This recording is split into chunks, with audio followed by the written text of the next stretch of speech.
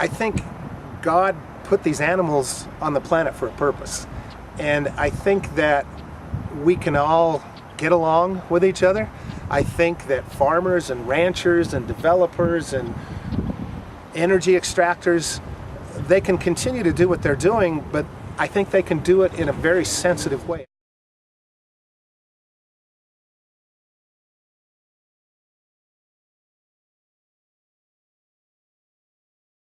I think we've made a lot of progress in the last few years on a realization of that. And so we can have a healthy economy, we can have healthy and vibrant cultures, we can have people's activities, but we can do it in a way that learns to coexist with wildlife and wild things instead of thinking that we have to conquer them.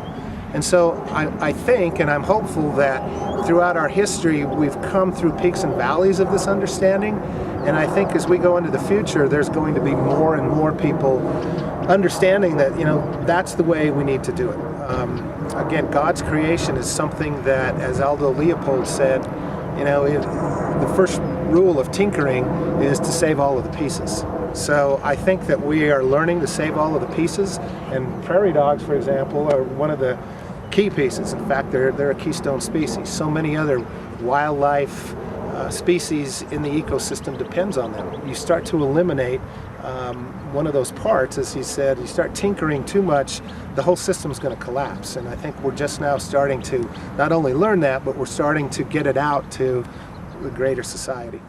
Right here, of course, was once part of the great prairie. There was probably bison here and millions and millions and millions of prairie dogs who, by the way, are now reduced down to less than 1% of their range.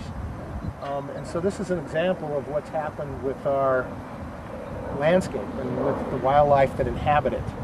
So we wanted to show you what's going on here. In Kansas, again, and in other rural areas, this isn't the big problem. It's, I think, an attitude or a culture that says that wildlife is not compatible with farming and ranching, which I don't believe is true.